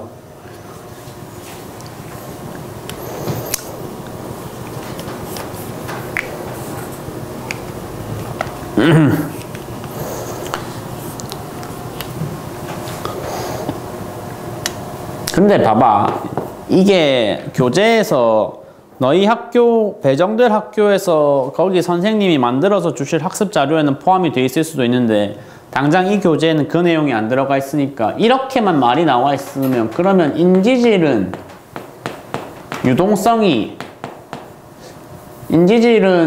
이 고정되어 있지 않다. 고정되어 있지 않고 위치가 바뀐다는 거는 좀 짧게 표현하면 결국 움직인다는 뜻이잖아. 인지질은 그러면 움직이지 못하는가 뭐 이렇게 또 물어볼 수가 있는 거거든. 이러한 질문이 만약에 나온다면 여기에 대해서는 아니라고 대답을 하셔야 돼요. 인지질도 분명히 움직일 수 있어요. 저기서 명시를 안 해놨지만.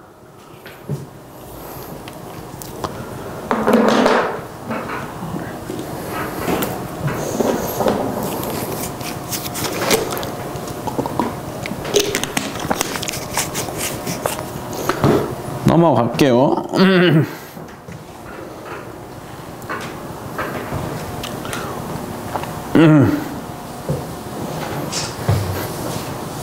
나 나온 것 같은데.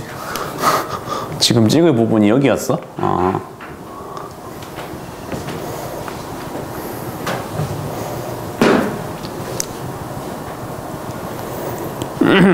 경비의 역할은 다시 뭐라고?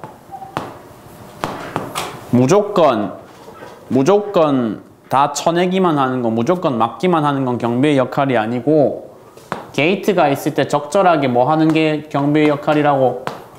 드릴 거 드리고 보낼 거 보내는 이게 경비의 역할이라고. 그지? 비슷하게 세포막이라는 것도 세포한테 도움이 되는 혹은 필요한 물질을 뭐 해야 돼? 받아야 돼, 보내야 돼? 도움이 되고 필요한 건 받아야 되고, 도움 안 되고 필요 없는 거, 그런 거 줘. 그래서 그런 현상을 일반화해서 우리는 확산이라고 부릅니다. 확산. 그 확산을 통한 물질 이동을 설명하는 타입이 두 가지가 있는데 그 각각의 이름을 하나는 단순 확산이라 하고 하나는 촉진 확산이라 그런다. 라고만 이제 얘기를 하면은 그렇게 별로 감흥이 없잖아, 그지? 감흥이 있었으면 좋겠다는 취지로 항상 하는 비유기는 한데 솔직히 니네는 별로 이런 거에 관심이 없어가지고 호응이 없을 것 같긴 한데 클럽에 가보면 그런 게 있어. 별로 좋은 표현은 아니긴 한데 속칭 물관리라는 걸 한다고, 물관리. 그래가지고 뭐랑 구분을 해야 돼. 일반인들 드나드는 통로랑 뭐랑 구분해야 돼? 그렇지. VIP 드나드는 통로를 구분을 해야 돼. 일반인 드나드는 통로가 어디라는 거야? 왼쪽 오른쪽 중에 왼쪽이라는 거야. 단순하다는 거야. 근데 약간 뭐 레드카펫 비슷한 거 깔려 있고 뭔가 그래도 조금 더 있어 보이는 오른쪽 통로를 뭐라 그런다? VIP 통로, 촉진 확산이라 그런다는 거야. 어디까지나 이거는 뭐 헛소리였고요. 그러니까 좀 상대적으로 막 다뤄도 되는 그렇게 요주 취급까지는 안 해도 되는 애들이 이런 거 O2, CO2 그리고 지방산. 그래서 O2, CO2가 나왔기 때문에 바로 이런 단순 확산의 사례로 꼭 알아줘야 되는 게 폐포 모세혈관 사이의 기체 교환이라는 겁니다. 알겠죠?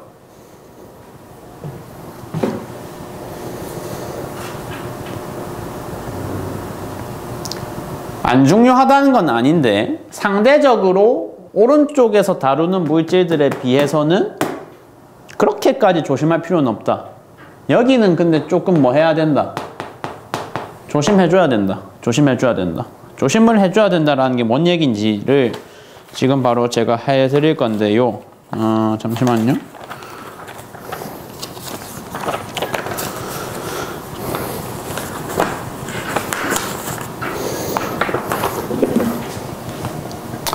조심을 해야 된다는 게 보시면 포도당이랑 아미노산 같은 경우에 세포가 보유하고 있는 포도당이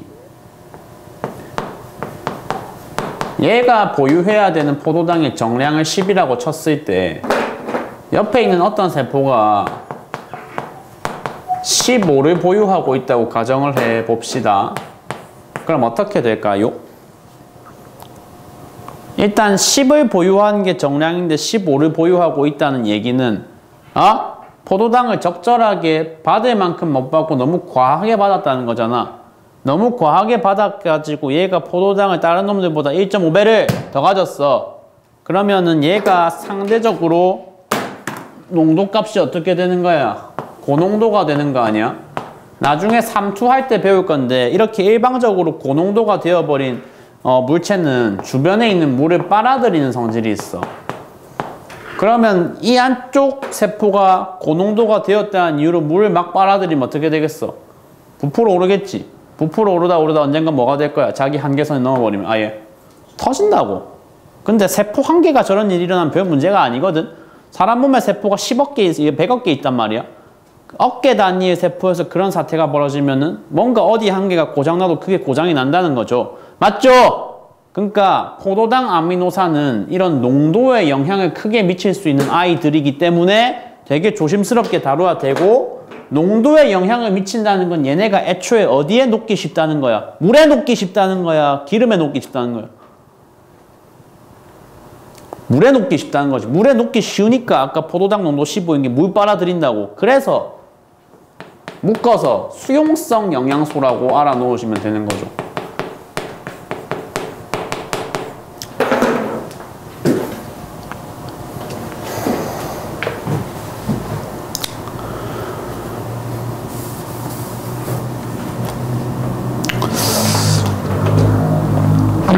자, 이제 나트륨 같은 경우도 근데 마찬가지인 게 이온, 나트륨이랑 칼륨 이온이 대표로 나와 있는데 이온도 마찬가지인 게 만약에 나트륨 이온을 촉진 확산, VIP 통로로 안 모시고 그냥 단순 확산으로 막 모셨다고 쳐봐!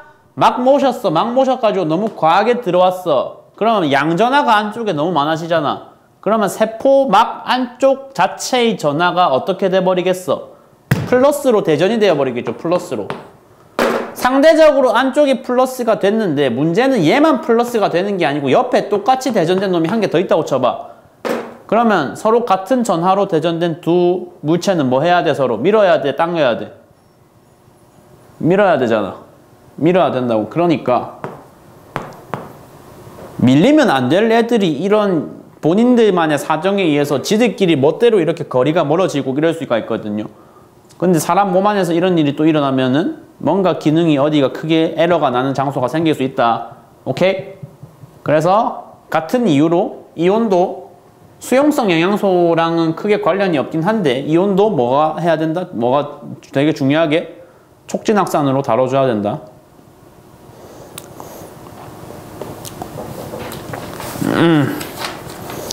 근데 이 단순 확산이랑 촉진 확산의 비교는 사실 그림을 보고 하는 게 더 좋기 때문에 적을 거 적으셨으면 페이지를 넘겨서 155쪽에 2번으로 한번 가봅시다. 그러니까 이 그림이 필요하거든요. 이 그림. 애초에 내용 설명할 때부터 앞 페이지에 담아 놓아 주는 게 좋은데 없어가지고 이게 참 아쉬운 상태인데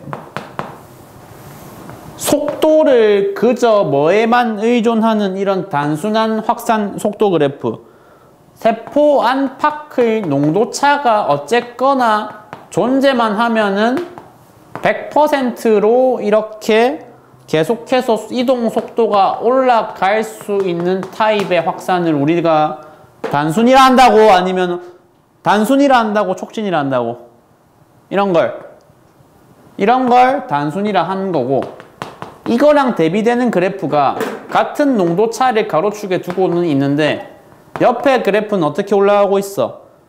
딱 상한선이 정해져 있지. 너 지금부터는 더 이상 속도 올리지 마라. 속도 너 지금부터는 농도 차이가 이만큼 벌어지더라도 뭐 예를 들어서 5일 때랑 10일 때 비교하면 5일 때보다는 10일 때가 확실히 속도가 더 높은데 확산 속도가 근데 10을 한번 찍고 나면은 어디를 가더라도 15가 되더라도 20이 되더라도 아무리 여기서 농도차가 더 커지더라도 한번 찍은 속도의 최대값이 더 이상 뭐 하지 마라? 더 이상 올리지 마라. 상한선을 유지해라. 이게 어떤 방식의 확산 타입? 촉진 확산이라는 거야. 농도차가 난다고 해서 막 받으면 언젠가 탈이 나는 애들을 다루게 되는 그래프가 이 촉진 확산 그래프고 그래서 앞으로 그래프 가지고 딱 구분을 하실 수 있을 거라는 얘기입니다. 알겠죠? 풀 필요는 없어. 이게 뭐 1등급 도전이라고 쓸려 있긴 한데 그렇게 어려운 문제가 아니야. 풀어보시면 느끼겠지만 되게 단순하고 간단한 문제니까 푸는 건 나중에 직접 해보시면 될 것 같아요. 자, 그러면 145쪽 중간 부분에 3투까지 이제 넘어갈게요. 3투. 중요한 내용.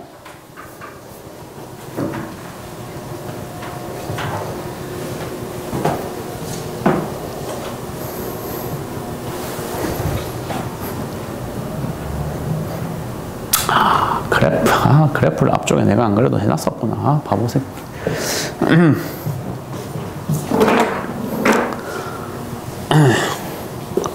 3투는 아까 포도당을 뭐 숫자를 내가 간단하게 예시로 들어서 보여줬다시피 포도당으로 대표되는 그 수용성 영양소의 농도가 매우 큰 영향을 미치는 현상을 3투라고 하거든. 일단 봐봐. 너희가 여기서도 하나의 관점을 바로 고정적으로 받고 넘어가야 되는 부분은 뭐가 있냐면 일단 한 개 바로 동의를 하고 가자. 합의를 하고 가자. 받아들이고 가자. 3투라는 건 물의 이동인데 고동현 뭐 아무것도 아닌데 고개를 끄덕여. 물의 이동인데 물이 반드시 어디에서 어디로 이동해야 된다. 저농도에서 고농도로 이동해야 된다. 아니면 고농도에서 저농도로 이동해야 된다. 반드시 저농도에서 고농도로 이동해야 돼. 간단하게 예시를 들어볼게. 이런 걸 U자형 시험관이라 그러는데, 아깝다. 마지막에 커브가 살짝. U자형 시험관의 가운데 부분에 뭐를 깔아놨냐면 반투과성 막이라는 걸 깔아놨어.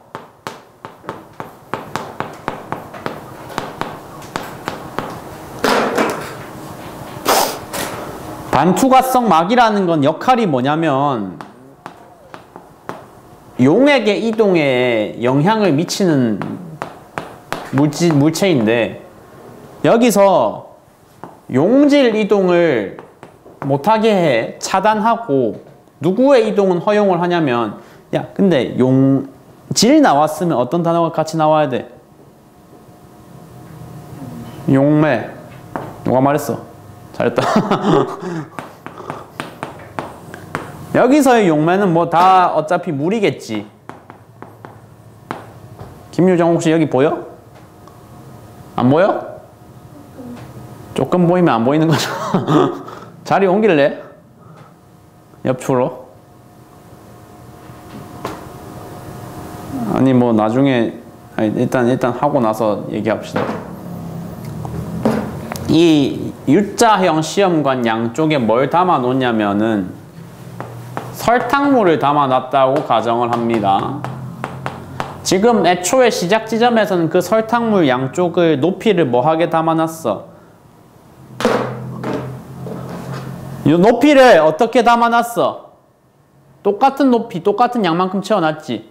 근데 여기서 양쪽에 넣어준 설탕의 양의 차이를 두겠다는 거야. 물은 똑같이 부었어. 근데 설탕을 다르게 넣었다고. 그러니까 물의 양이 똑같아야 되니까 왼쪽 관에는 앞에를 봐봐. 왼쪽 관에는 물을 몇 미리 부었고 100ml 부었고 여기도 100ml 부었어. 근데 뭐 단위 필요 없으니까 그냥 숫자만 쓸게. 분모에는 물의 양이 들어가는데 물을 둘 다 100만큼씩 넣었어. 그 상태에서 설탕을 어떻게 넣었냐면 왼쪽에는 설탕을 30만큼 넣었고 오른쪽에는 설탕을 10만큼만 넣었다는 거야. 그럼 확실하게 어디가 고농도고 어디가 저농도야? 왼쪽이 고농도야 저농도야? 농도 높은 거죠. 저농도죠. 그러니까 물의 이동 방향이 이래야 된다는 건 이제 확실히 알겠거든요. 그쵸? 근데 이제 뭐 이렇게까지 숫자가 예쁘게 떨어지진 않겠지만 이런 겁니다. 반투과성 막이 존재하기 때문에 어차피 이동을 용질은 하려고 해봤자 못한다고. 설탕 알갱이들은 하려고 해봤자 딱 걸린단 말이야. 막힌단 말이야. 근데 내가 자주 쓰는 표현인데 자연은 항상 뭘 좋아한다? 야! 자연은 유지, 보존, 순환. 결정적으로 지금에서는 균형을 무지하게 좋아하는 습성이 있어. 습성을 가져. 균형. 밸런스에 환장한단 말이야, 자연은. 그러니까 자연이 보시기에 지금 뭐는 굉장히 아름답지 못하다. 이 농도 차이가 겁나 아름답지 못하다고. 저거를 밸런스 조정을 해주기 위해서 어차피 지금 못 건드리는 건 용질을 못 건드리잖아요. 그러니까 뭐를 건드릴 수밖에 없다. 너를 건드릴 수밖에 없거든. 니를 건드려야겠다. 니를 건드리기 위해서 이렇게 한다는 거죠. 그러니까 분모가 물이랬잖아. 여기 있는 물, 야 50만큼 덜어내. 그 50 그대로 다 어디로 보내? 막 통과시켜서 여기에 붙여버려. 그러면 숫자가 원래 100분의 30, 100분의 12로 있었던 농도 격차가 어떻게 조정이 된다는 얘기야? 150분의 30이랑 몇 분의 50분의 10. 둘 다 약분하면 농도가 몇 분의 몇이야? 5분의 1씩이지. 물론 실제 자연 현상에서 이렇게까지 비율이 딱 맞춰서 떨어지진 않지만 뭐 비유적으로 표현하면 저렇게 된다는 거예요. 알겠죠? 농도 조절 균형을 맞추기 위해서 용매의 이동이 발생해야 된다. 자연에서. 이 관점을 이제 어디에 대입을 해보면 된다. 세포에 넣어보면 돼. 세포에 넣어보면. 용어 먼저 바로 확인하고 가셔야 될 게 그래서 세 가지 케이스를 생각을 하는 건데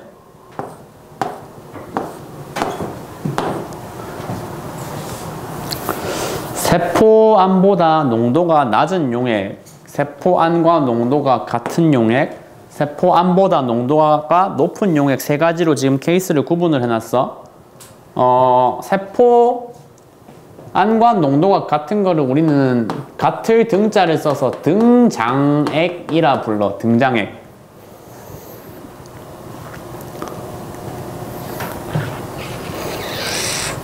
아직 쓸 거 많아. 자기가 한자 좀 한다. 한자 읽을 줄 안다. 혹은 제2외국어 중국어 한다. 일본어 해도 마찬가지네 근데. 야! 그러니까 중국어를 하거나 일본어를 하거나 둘 중 하나는 해당될 거 아니야 다. 왜 사람 말을 씹어? 한자 알아 몰라?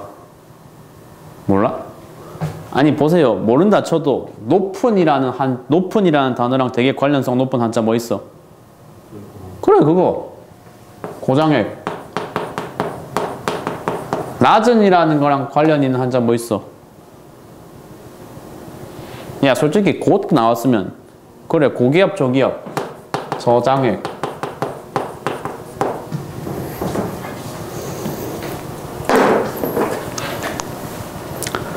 근데 이게 과학이라는 걸 항상 말로만 때우면 항상 뭐가 발생해요? 소통의 이런 어떤 애로사항들이 발생을 하잖아. 소통의 애로사항. 소통의 애로사항을 최소화하기 위해서는 결국 말로만 때울 게 아니고 숫자가 동원이 돼야 된단 말이야. 그 대화에. 그치? 그래서 간단하게 숫자 예시를 넣어서 이해하는 게 내가 봤을 때는 이거는 그림 자체가 엄청나게 유형으로 굳어져 있거든. 문제로 겁나 많이 출제된단 말이야. 이런 유형의 문제를 풀 때 제일 베스트가 되는 방법은 간단하게 뭐냐면 그냥 이 세포 자체의 농도를 니네가 어떤 기준값으로 설정을 해놓는 게 제일 좋아. 경험상 그래. 무슨 말이냐면 예를 들어서 지금 동물세포의 사례로 나와 있는 게 이 적혈구거든요. 적혈구. 동물세포, 적혈구가 가지고 있는 세포 자체의 농도를 내가 10으로 놔볼게. 여기도 10이고 여기도 10이야. 근데 고장액이라는 거는 뭐라고 돼 있어 정의가? 세포 농도보다 바깥 농도가 더 높아야지 고장액이라고 했죠. 그럼 10보다 살짝 높으니까 뭐 15 같은 걸 한번 생각을 해보면 된다고. 뭔 말인지 알겠지?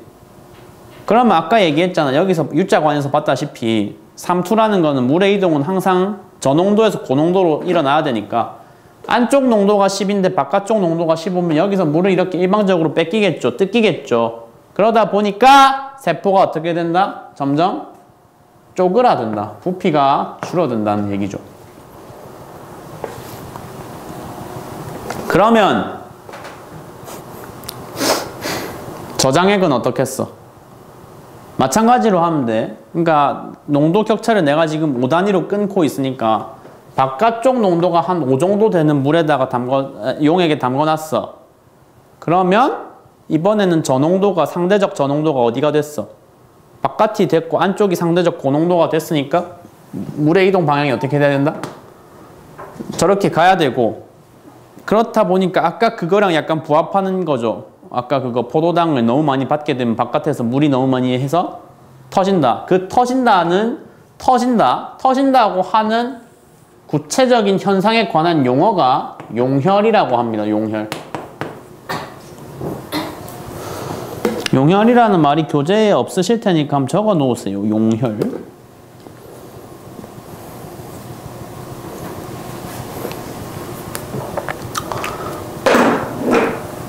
그러면 등장액이라는 건 10, 10일 거니까 이건 뭐겠어? 그냥 딱 이미 밸런스가 맞지. 이미 밸런스가 맞으니까 아무 변화도 없겠지. 아무 변화가 없으니까 부피 변화가 없는데 여기서 주의해야 될 거.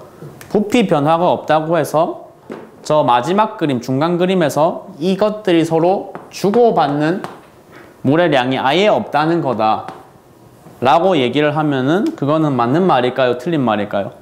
그건 100% 틀린 말입니다. 이거 있어요. 분명히. 물이동은 있어. 물이동은 있는데 티가 안 난다는 건 뭐야? 그냥 주고받는 양이 뭐 하다는 얘기일 뿐이야. 같은 거야. 같은 거야. 뭐 주계열성에서 힘의 평형과 비슷한 느낌인 거야. 부피 변화가 없다. 다만 물이동은 있다. 물이동이 같다.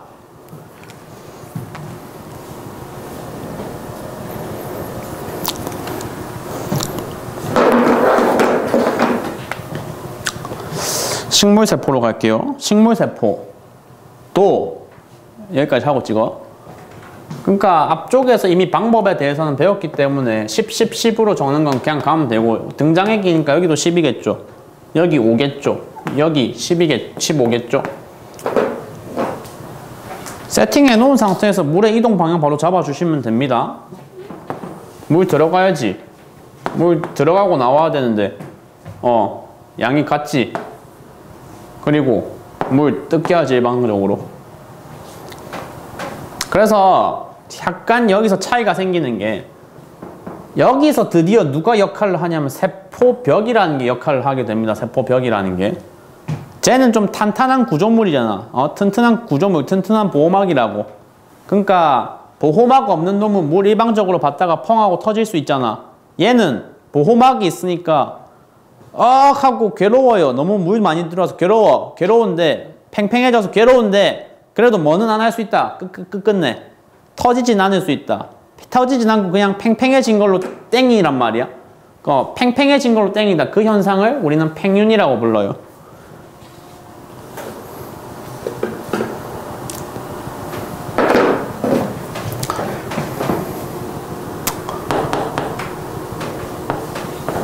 근데 팽윤이 일어날 때 누구도 같이 땡땡해지냐면 그러니까 세포 전체가 땡땡해질 때 같이 부피 커지는 게 누구냐면 아까 슬슬 존재감 겁나 희미해지고 있는 액포라는 놈입니다.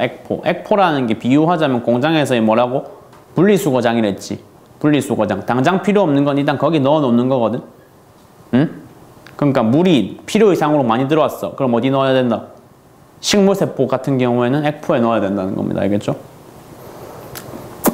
마지막으로 이거 같은 경우는 일방적으로 물을 뜯겼잖아. 쪼그라들었잖아. 쪼그라들었는데 역시 여기서도 변수는 뭐가 있어? 세포벽이라는 게 있죠. 세포벽이라는 게 있으니까 쪼그라들었다고 해서 일방적으로 형태가 파괴되는 게 아니고 그저 뭐 할 뿐이다. 세포가 안쪽으로 이렇게 찢어져 들어가는 거, 찢어진다기보다는 그냥 들어가는 것 뿐이야. 쪼글쪼글해져서. 그래서 누구와 누구가 분리된다. 식물세포에서 세포막과 세포벽이 분리되는 현상이 발생을 합니다. 식물세포가 어디에 들어가 있으면? 고장액에 들어가 있으면.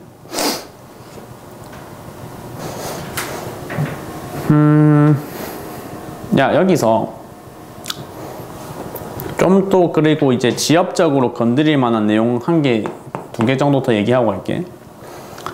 그러면 드디어 액포라는 게 역할을 했는데 그러면 액포는 식물세포에서 저렇게 강조가 됐잖아. 그럼 동물세포에서는 왜 강조가 안 될까요? 언뜻 생각하면 그냥 간단하게 동물세포에서는 뭐 하니까? 없으니까 라고 생각을 할 수가 있는데 아니라는 거야. 동물세포에 있어. 있긴 있는데 티가 안 날 정도로 겁나 작아. 왜 작으냐면 생각을 한번 해보시면 돼. 액포라는 건 식물세포가 노폐물을 바로바로 처리 못해서 굉장히 좀 발달해서 가지고 있는 약간의 대안에 가깝거든요. 대안. 동물세포는 그런 한 번에 모아서 버려야 되는 분리수거장이 굳이 필요할까? 필요 없지. 왜 필요 없어? 동물세포는 식물세포와 다르게 말랑말랑하니까, 자유도가 높으니까 그때그때 버리고 싶은 거 바로 버리면 된단 말이야.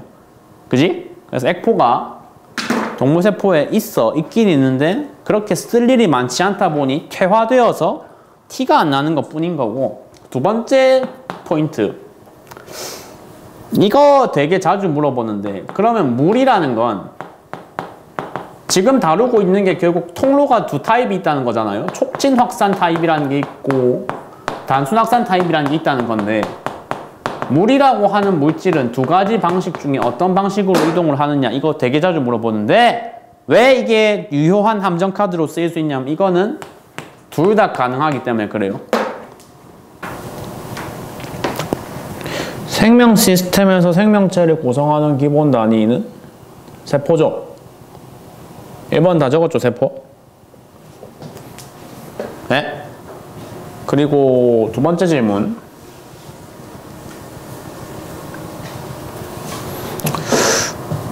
두 번째 질문은 답이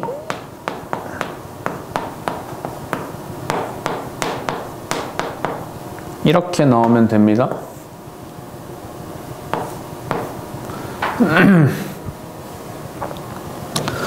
세 번째 질문.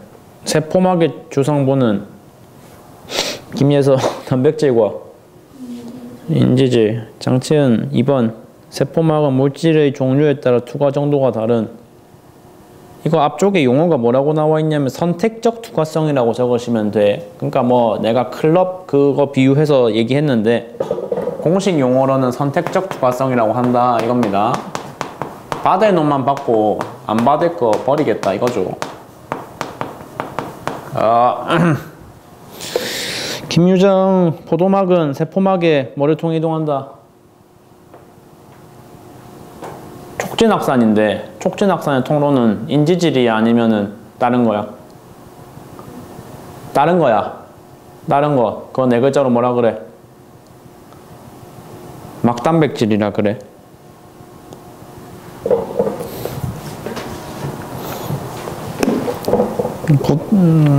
정승혁, 산소는 세포막의 뭐를 통해? 오케이, 인지질 이중층. 그리고 마지막 적혈구를 진한 설탕물에 넣으면 세포 부피가 줄어드는데 그 현상을 뭐라 그런다? 삼투라 그런다. 삼투라 그런다. 삼투라 그러고 145쪽 여백, 마지막 아래쪽 여백에 이거 한 개만 적어놓고 가세요. 그래서 이렇게 우리가 좀 긴 시간을 들여서 정성 들여서 탐구한 확산이라고 하는 현상은 에너지 소모가 있다 없다? 에너지 소모 안 한다. 그냥 자연스럽게 일어나면 된다는 거야, 알겠죠?